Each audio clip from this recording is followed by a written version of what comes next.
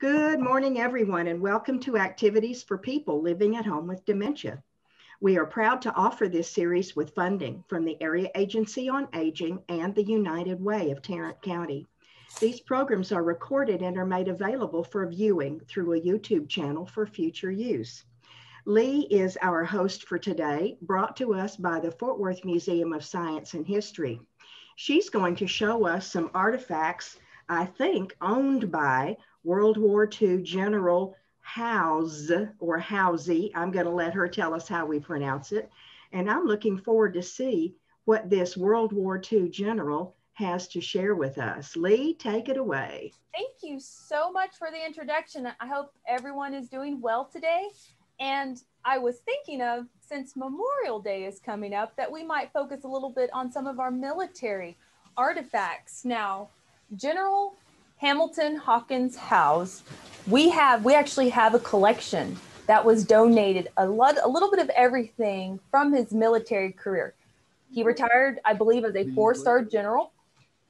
But I was hoping that if any of y'all have, maybe have been in the military or retired, or if you know certain terms or certain things, feel free to chime in, because what we have written and what we have in our database is a little, maybe think terms I'm not familiar with, but I am happy to learn about it. And so for anyone, is anyone familiar with the house, with General House? Okay, great, because I wasn't familiar with him as well. So we'll talk a little bit about his bio. We'll give a brief one with that, and then we'll talk about everything that's on the table. So believe it or not, House comes from a long line of Army men. He was actually born in West Point because his father taught there. He was born in 1908, and he did pass away in 1988. So during that time, he was born at West Point, and would you know, he graduated from West Point. And so he even had a brother that graduated from West Point. My husband graduated from West Point. Really? Oh, hey, you're hardcore. My husband back here. Yes. Oh my goodness. Yay. Yay. Perfect. Yes. West Point. I was on their website last night, and I'm thinking, ooh, they, some great people come out of West Point, and it's awesome. So Bob can probably join in and help you out with some terms. Oh my goodness. Yes. This wonderful hat we'll talk about. But yes, so General House retired after working, in the military. He retired about 1965. He was over the armed forces in Korea, Republic of Korea. He came back and he retired. That was his final command. And he actually ended up working for Bell Helicopter. So anyone with DFW, we're all familiar with Bell Helicopter. But because with him, over his career, which I did not know, so again, feel free to chime in, he was one of the leading people, the leading voices in incorporating airborne attacks as far as like helicopters and really bringing them in. And I did not know that. He was particularly interested in the aviation, especially going overseas and incorporating various helicopters, various planes, and really kind of creating its own niche within the greater military arm and the Army itself. And I did not know that. And that's why he came to Bell Helicopter. He was kind of like a consultant, and he also was on their executive board, because he was just kind of giving his background, his experience, and he was helping lead those that technology that they were producing, those helicopters. So I thought that was very interesting. I'm not quite sure what he passed away, what he died from, but he did die here in Fort Worth. So it's also a little bit of local history as well. Now, General House, what we have here today are various pieces. We've got a dress coat, we've got a dress shirt with a dress vest, and then of course we've got the tar bucket hat or helm, I guess we could say, and so we can talk about it. But let's go ahead and, any questions first off before we start talking about, all right. And so So we do have this military dress coat with the vest. Now, technically, there would be a shirt underneath it. And then I also have a shirt. But I wanted, and it's got tails. I'll turn it around and see if we can. We'll just kind of roughly see the tails that he would have worn. And then I'm going to turn it back around.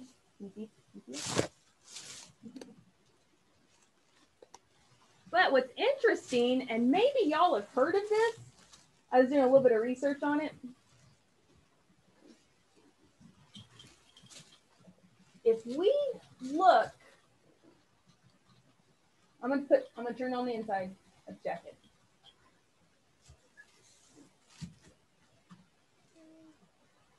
Does anyone recognize this, or have they ever seen this before? This is James S. Lee Company. Custom tailors, hand tailored. You will also see Hong Kong and James S. Lee Company right here. This is going to be through here. I was doing research on this last night when I saw this, because this is interesting in and of itself. So James Lee, his dad started, they're Chinese, came to America. He served in the military, and they started doing a lot of custom work for the military in general, a lot of tailoring for special garments. And it was actually a very large company. It was one of the largest within the US, especially when they started working with different accounts within the military. And I didn't even know that either. I was like, oh, what's this? We're gonna Google this. But you can see we are missing some pieces. I know he would have some epaulets here. There would have been medals right here. There have been bars, things picked up. I do not know if we have those. I did not come across them. But we do have this. And then, of course, the vest itself, which there's nothing on the inside of the vest here. But I have a shirt, just a pressed white shirt here. It's actually on the larger side. Can you zoom out just a little bit? There we go. So you can see, and maybe someone can tell me, this one obviously buttons in the back. So this gentleman had help getting ready, because those, I wasn't even going to try to put it on the mannequin. I'm like, this is, nope, we're going to cover it up, because the back is very interesting. So obviously it would be buttoned in the back. And then this one is from Lion of Troy. It's 100% cotton. Let's see the tag here. We actually have 3 of these. Here's that. But I wanted to see if anyone knew, because I really couldn't find much.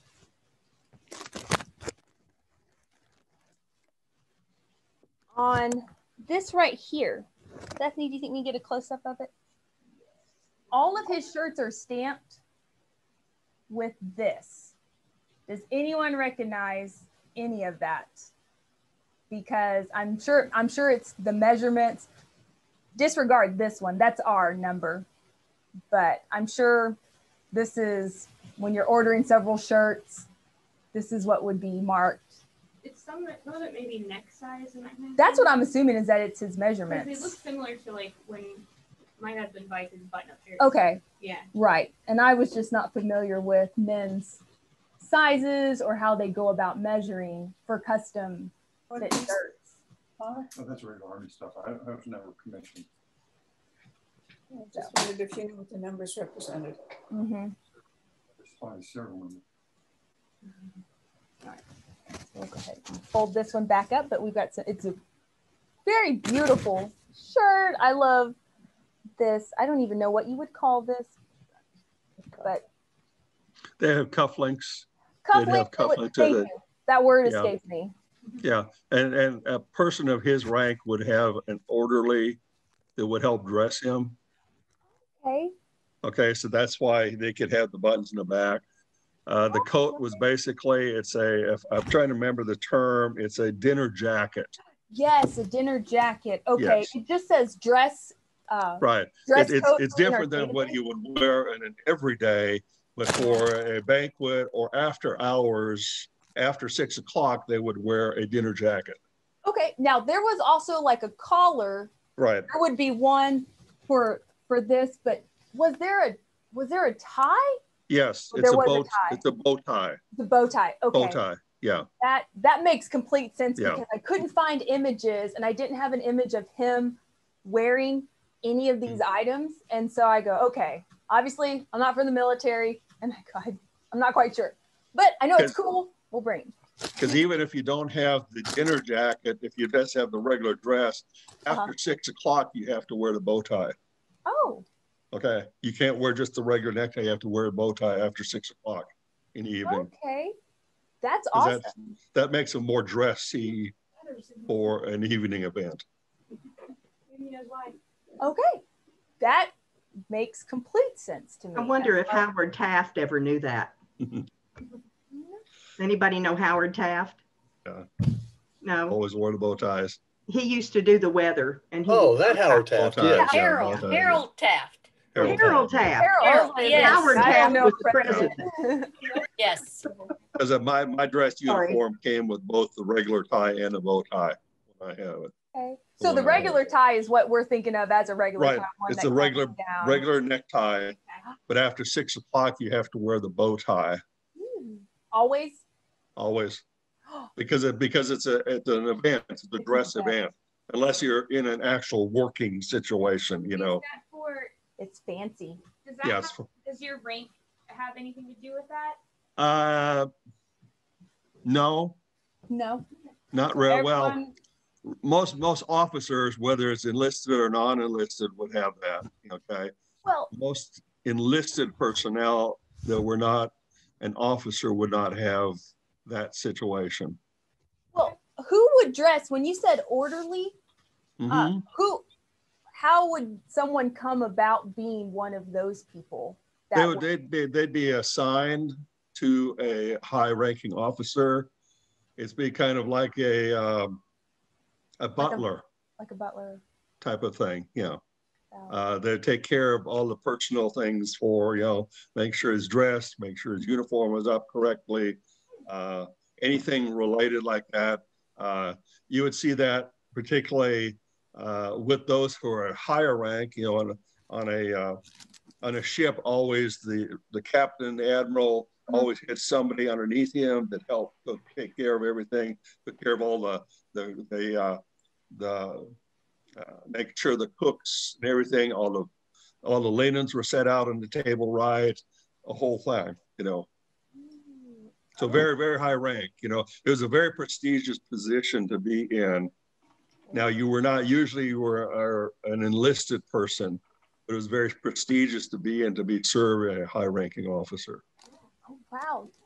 Yeah. I did not know that. So it'd be the equivalent of an English butler. Right. Yeah. Steve, a high-ranking military officer? Was me? No, I was just captain. Well, Yeah. thank you for your service. Thank you. It's always nice to be, you're helping, y'all are helping me so much because again, the military collection I'm not very familiar with, so I'm learning those things and it's great for me to just be able to ask, in layman's terms, what's an order, those types of things, because and if you have any like websites or books, or does anyone know to kind of help someone a beginner's level of understanding, military terminology, especially when it comes to clothing. You can Google it out there. Yeah, but there's companies out there that actually, the dress uniform companies that are out there have a lot of information on their website. Okay, of how as far as about the uniform. I can't remember, the one I got is not from that company that you got, but it's another one, a very, very prestigious company here in the United States that sells a lot of military uniforms. And they have a lot of information on their website about the different pieces of the thing, the medals, how you put Yes. your medals on, the whole thing, you know. Hey, Steve, do you still have your I dinner still jacket? have it. Yeah, Excellent. I still have it. It doesn't quite fit anymore. I have to move. It's shrunk, I have to move the buttons a little bit, you know. But I still have it. I still have everything. Yeah. Good. My brother has a small story about dressing. He went into the service as a captain, as a dentist, and that was his deal. And they handed him his uniform, and they handed him all of the buttons and stuff, and in a pile. Yeah. And he had them in his hand, and he looked at the lady, and he said, "I don't know what to do with these. I'm just a dentist. You're going to have to dress me." Yeah. Well, unless you know, you don't know. I basically, you know, when I got my jacket, since I was with the Texas State Guard, I had to change all my buttons because they have different buttons than the U.S. military. Oh. Their buttons are like the Texas Highway Patrol, Texas Rangers. They've got the star, Texas star on them. And so I had to basically, I took mine down to the Army Navy store in Grand Prairie because they do uniforms. And so they could sew them on correctly, the right way, you know, onto the uniform. Ooh. That is very interesting. Yeah. None of that. That is good data right there, as far as helping us down the road, because I would like to highlight some of our military pieces moving forward, just because we actually have quite a bit. I mean, within the museum's collection, we have several different pieces of uniforms. Another good reference for you might be down in Austin. There is a Texas Military Museum. Yes. Down at Camp Mabry. And they might be a good resource for you because they have all sorts of information about the military. Okay, no, that sounds great. I also feel like there's a road trip in my future. Yeah, it's really, really good. They've done a very good job of expanding it. And they go all the way from the beginning of Texas military, from the beginning of Texas all the way up through, you know. Okay. So it's really good.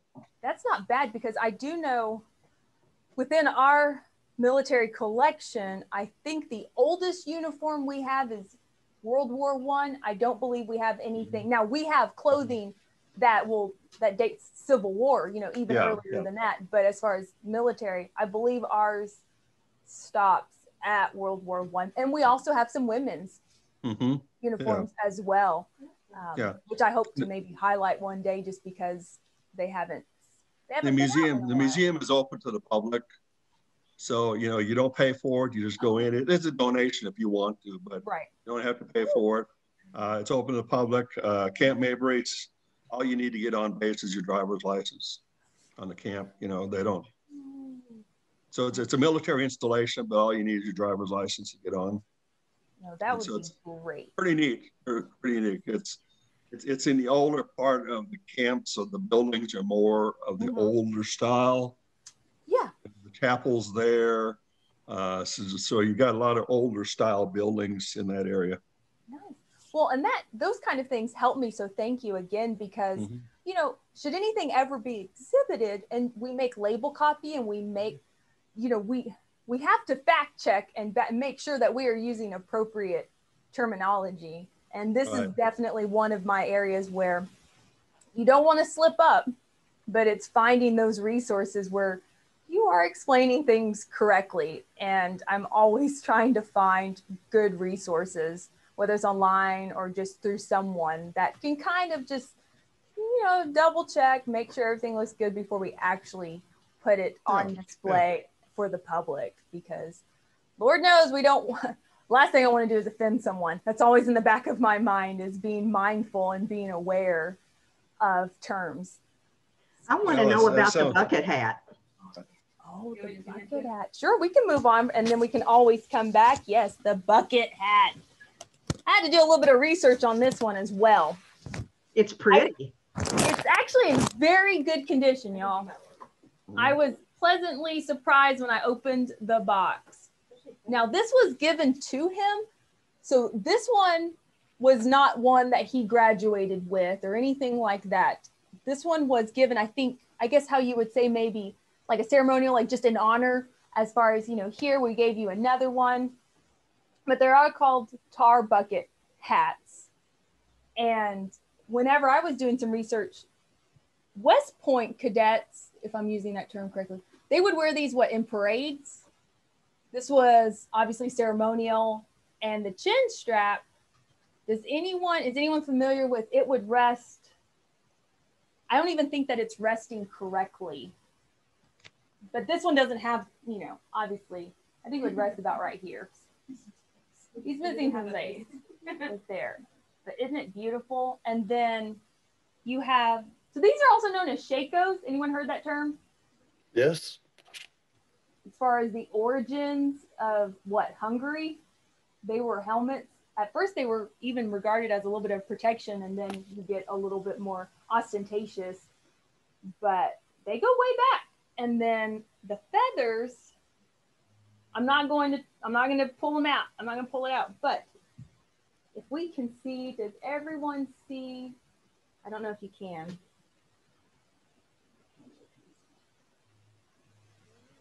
This piece here? Yeah. Yes. You could pop that off and you can add this one here. Oh, Right. Yeah. And it would go and it would be like this and it would just sit right there. Which I am actually not familiar with this particular piece. I've seen it in images and I know that it can be inserted. And I saw this one as far as West Point cadets were wearing these when they were in, on parade, lined up in their gray uniforms. Our wonderful West Point graduate, is he familiar with it? Has it changed? Bob? Mr. Cooper? Is that Bob? Oh, yeah. Yeah, let me come over. Yeah, the two decorations for the tar bucket. One, the feathered, is for a cadet officer. Oh, okay. The other cadets that aren't officers wear the smaller one. So you take out the feathered one and insert it, the one that you have that's on your right hand. Mm-hmm. That's for all the other cadets, okay? Okay, thank you. I did not know that. So that actually helps a lot because each one of these has a different object ID number. And so they're in the database just a little differently. And so I can actually maybe go back in and say, oh, this would have been used. This is an officer. So that's great. Information provided by Bob Cooper. Mm-hmm. Yes. Yes. It's old information. Yes, and then we've got here, I don't know if we can read it, Country, West Point, we've got their insignia right here, which you can't really see. But I really like this one is the chin, I'm gonna call it a chin strap. You could take this off, and then when you were traveling, or I'm assuming when you were not wearing it, you've got a nice little hook back here. Mm-hmm. Yes. To hold it in place. If y'all can see that, like right there. And then that would be fixed. And then we put it, is there any like a special case that would be used for something like this? I'm assuming there would be. The hat box. A Yeah, very hat unique box, custom hat box that I wish I had. It did not come with a hat box. So it's currently in a box that we kind of made to fit it because we try to touch these items as little as possible, especially with feathers. Feathers are obviously very delicate. And I believe this one was from the 60s. So it's right before, he's retiring, so this is early 60s when they gave it to him. So it's still in very good condition. Who's to say if he even wore it? Not quite sure. I can kind of gently take this off and we can look maybe on the inside of this hat. If I hold on.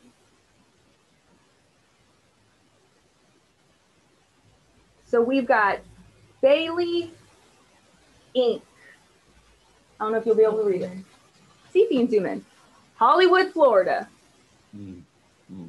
We're gonna try to zoom in for y'all. Doesn't look like it's been worn very much at all. It really doesn't. No. But then we also have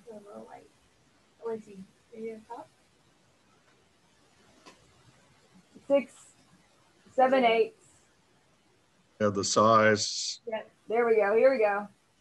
Got 218, 6 and 7/8. Valley.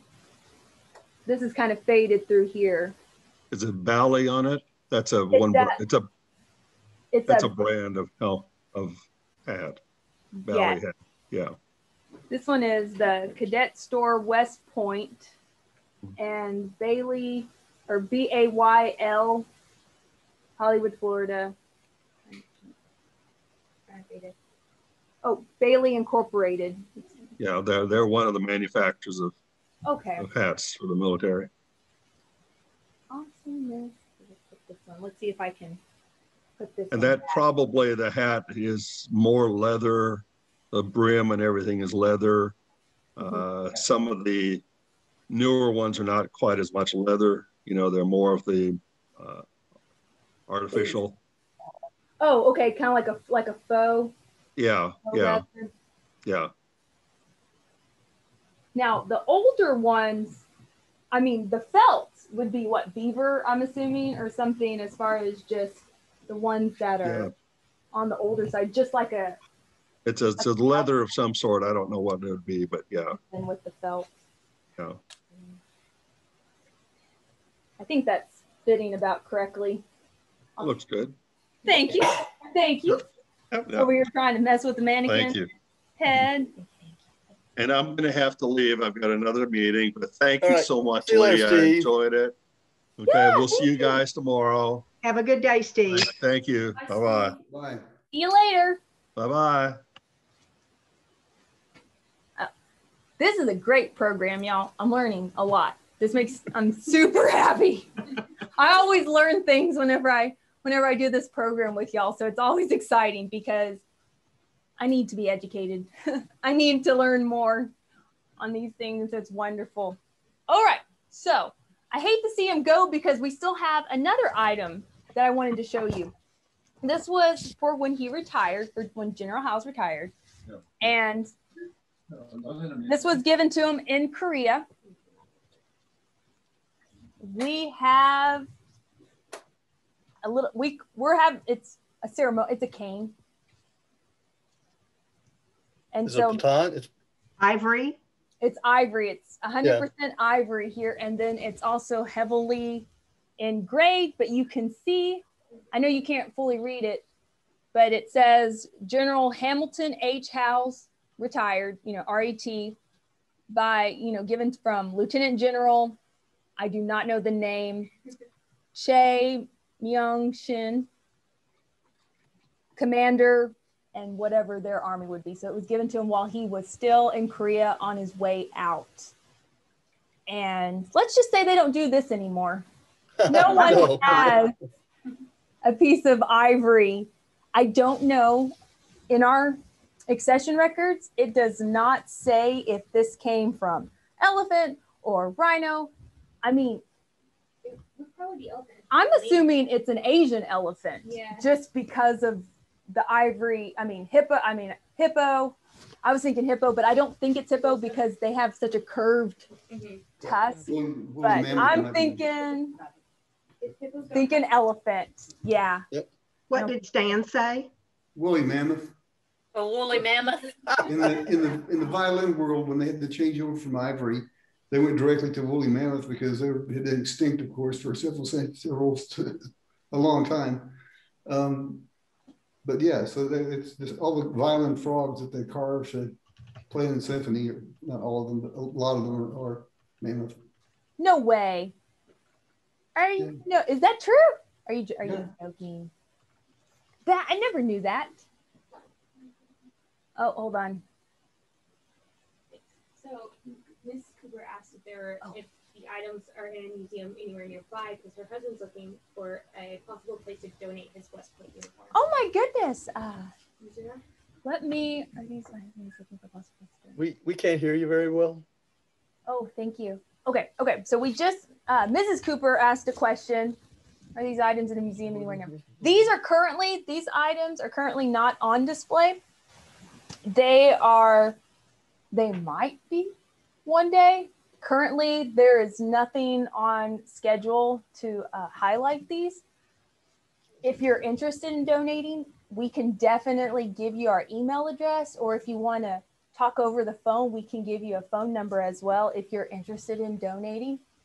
If you're interested, she'll give you her email. I'm trying to think if we have, I don't believe we have a lot of West Point other than General House.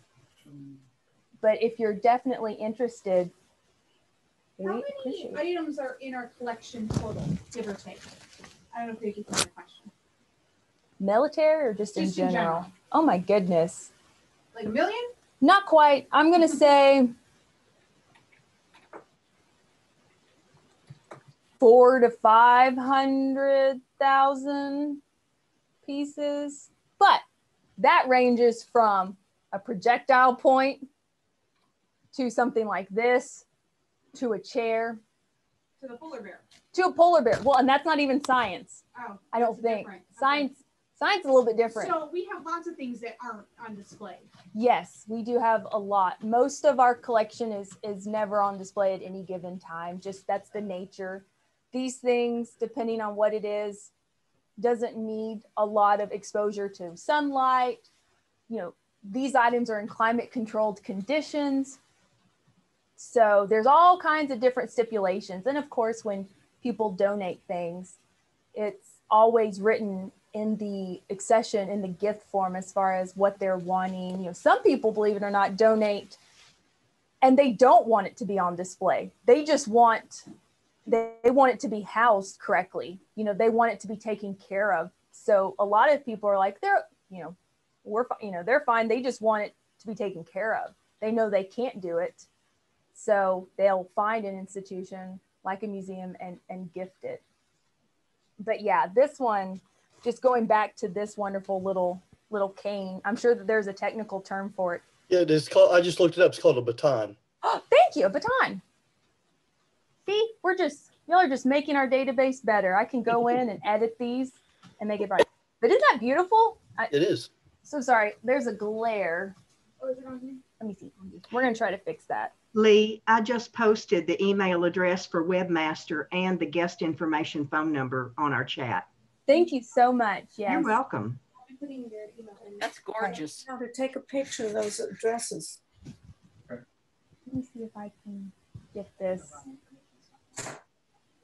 Sorry, I'm playing around with the lighting. Do you want me to move like over here? Maybe so. You move a little over. It's kind of direct. Where's the? Here we go. Oh, I think we're getting it, y'all. There we go. Thank you, Bethany. Yeah, that weird spot has a weird hot spot. Well, and the system is designed for like school programs, not for like up close artifact viewing. But y'all do a good job though. You really do.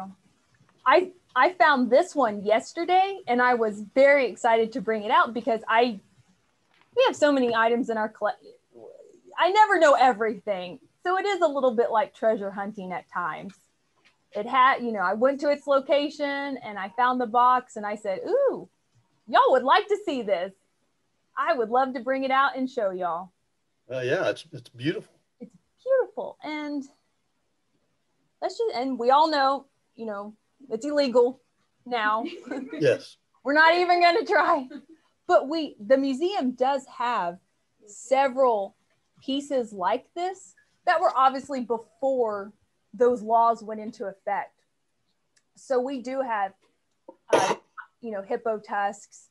We've got quite a few pieces made from elephant, from ivory, just across the board, culturally speaking. Either it was seized and they needed to find an institution to house it and take care of it, or again, it was donated before the 70s. Now, what do they do with things that are seized nowadays?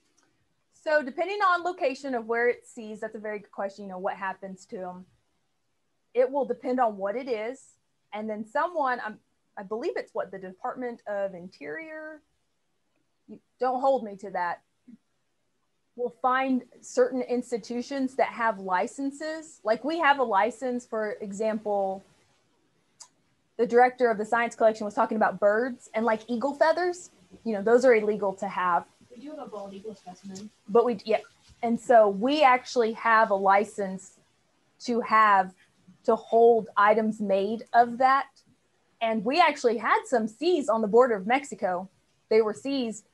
Someone was trying to bring them over, and it looked like they had been painted or something, but come to find out, they confiscated them, and then they actually gave it to our museum because they knew we could take them, and we have them, and we have no plans of doing anything with them other than just housing them. Right here, things like that. Yeah, give me your camera again. It's absolutely, when it comes to, and anything obviously donated before what, the 70s, Bethany, 60s, 70s? Yeah, anything then we've got, and that also goes for hides. Technically, we're not talking about the history collection, but I do know that, we have a few tiger skins. We have a lion. We have a lion, things that you can't, the tiger that we use was confiscated in the 70s from a taxidermy, like a shop, like a store, a taxidermist, and they brought it to us, and we have it in the teaching collection, and it's used from time to time when talking about large cats. But wolves, which I think are now. Yep, I think wolves. But yeah, we have a lot of little things like that, and then not even touching the Native American as far as just anything, not counting human remains, which is a little bit more cut and dry. And then of course, anything of cultural significance, anything sacred, anything ceremonial, we will be very mindful of and not display it or take extra caution with it. But things that were given to us, but have been flagged as far as be mindful of just how this is going to be displayed or if it's displayed. So it's really case by case, but we do have a little bit of everything within the history collection, not counting science. I know a little bit about science, but we'll have to bring LaShawn Spotted Bear in for that one, to as far as just. Where's the camera? We need to set you up more often, Lee. Yeah. Oh, great. Oh my gosh, I would love that. I also, I stumble upon things. Education, they're all wonderful ladies. They come in, they're like, let's do a program. I go, yay, what are we doing? They're like, well, play around with it. And they give me a little bit of freedom. And so I just start searching. I hit our database, anything that pops into mind, anything that I haven't covered, anything that hasn't been shown in a while, things like that. We're just pulling things and trying to find something, because it's good for me too. It forces me to read up on things and come with questions and hope that we can have a great conversation, because it does help. And so it might just be my challenge to y'all. I might just come up with some things that I'm not quite sure of, and maybe together we can fill in the holes. Like a mysteries of the museum. Like a mysteries of the museum, because there's a lot. There are things, and you also have to remember that the museum's our collection is decades old as far as when the institution is collecting things. So names change, terminology changes, even within the museum world. It's fluid, the lexicon comes up with different names on how we classify. So even, for example, with this one, who knows when the last time it was actually out of its box, but it had cane. And now we know that that's not the correct point, that needs to be adjusted. But that happens a lot of time. That happens across all kinds of museums.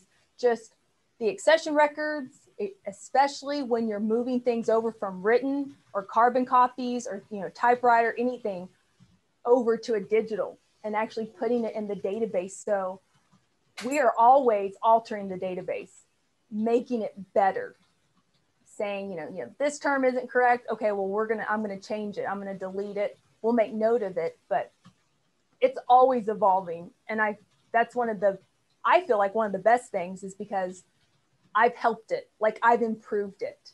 I've learned avenues, and we can make it a little bit easier, because sometimes we'll find things and it'll be classified. You're like, well, that's probably not the best. Okay, we're going to change it to make it easier to find. But yeah, great knowledge, and I can definitely work with that just by talking to y'all. So thanks for helping the museum. All right, no problem. You didn't even realize you were doing it, and you just come and you're helping us. And my boss, she would say the exact same thing. We are constantly learning from other people, from other institutions. It helps. And by bringing these items on display, as far as just even through Zoom, bringing them here, y'all can kind of help me. And even if we can't figure it out together, that's okay, because it gives me a starting, we can find something. I've got Google too. I can definitely look, but it definitely helps my research, because I don't know. I don't know everything. And we're always coming up with things that we find in 817 by 59407. I got that. I got it. Are we good? Are we still good on time? Because we can keep on talking. I had one question for you. Got about 5 more minutes. Okay. Okay. Don? Do you have many displays of clothing that are on display in the History Museum? Not currently. We did a little bit last year with a beads exhibit. We have 2 astronaut suits, 2 training suits. We will have a buckskin jacket, I hope, in one of the larger display cases. And then in cattle raisers, there are some Western attire, I believe, but not a lot. Okay.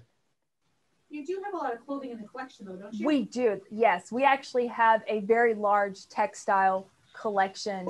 It gets a little bit tricky when it comes to displaying those things, because gravity is not your friend. Yeah. And mannequins, we really have to piece things together.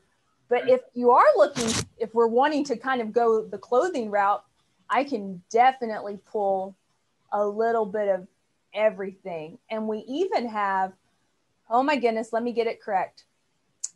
Quanah Parker's mom, she had a buffalo robe. We actually have it. It's very large because of how it's displayed. So it doesn't come on display very often, and it wouldn't even fit in this room. Wow. But it's beautiful, and it's been a while since it's been on display, and we've actually loaned it to the Cherokee Nation. No, sorry, Comanche, sorry, not Cherokee, wrong. Comanche in Oklahoma.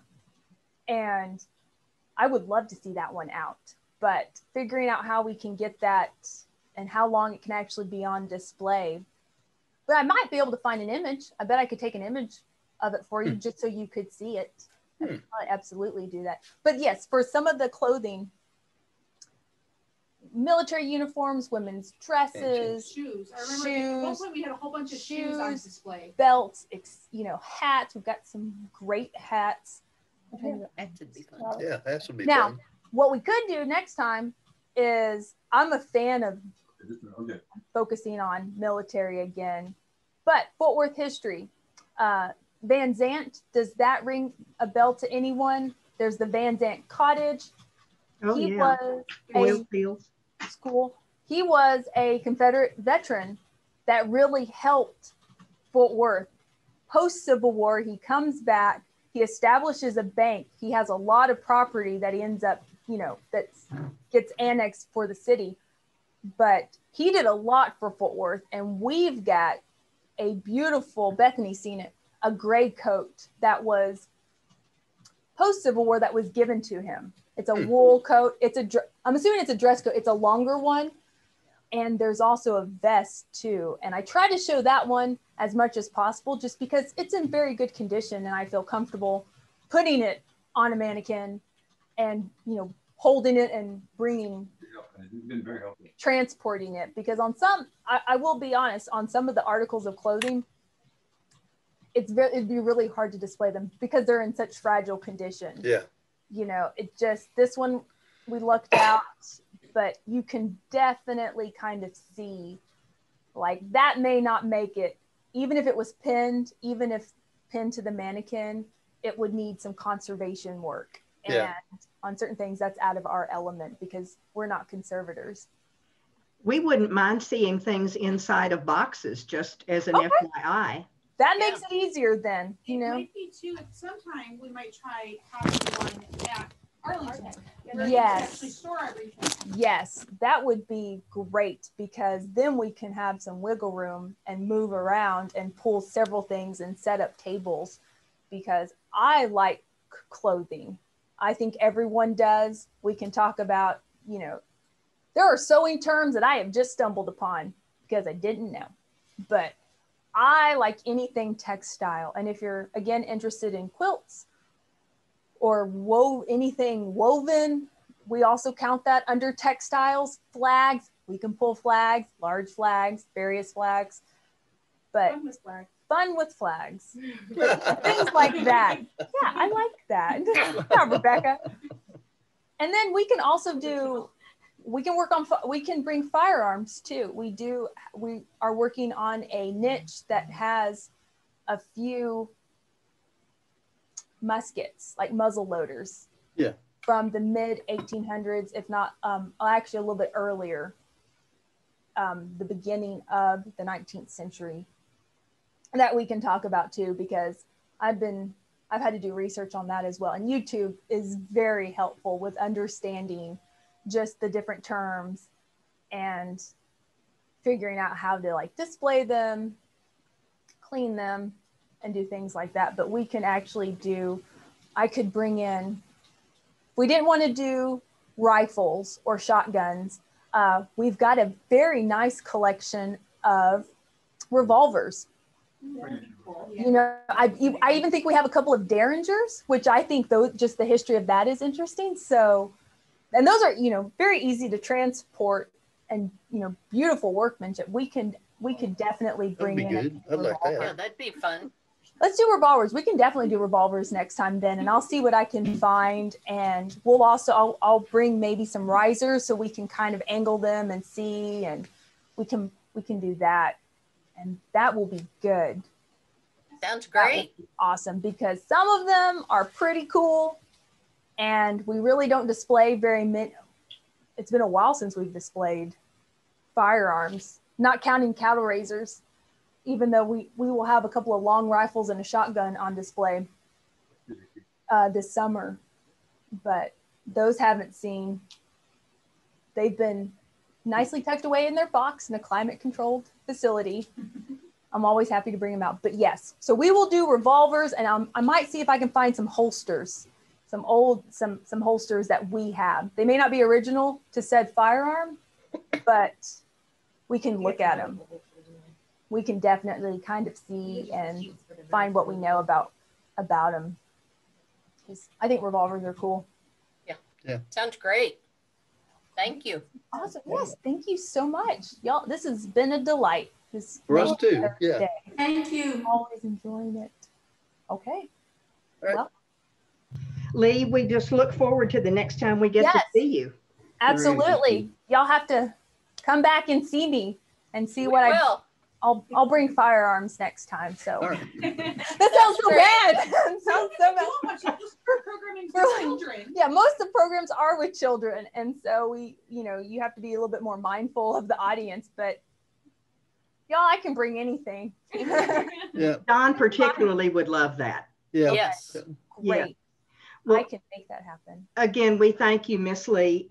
I hope you have a fabulous day and keep on doing the wonderful work that you do. Oh, thank you so much. Thank you. That's very kind of you. I hope y'all have a great Memorial Day weekend coming up in the future, and we'll see you, in June? Is it June? I think it's June. I'll see you then. In June, yeah, for sure. Absolutely. Excellent. Thank you, dear. Have Thank yourself you. a wonderful day. You too. Bye, everyone. Have a good day. Bye-bye. Bye. Well, I thought I was going to show you what was coming up, but it went away. So let me see if I can find it again. Okay. You know how Martha is. Perfect. Oh, perfect. Here we go. Texas winds. They did not tell us what we were going to do tomorrow, so it's a surprise until someone tells Gail. I would take Sentimental Journey again. I love those guys. Great. They were great. Absolutely. We'll take that any day of the week.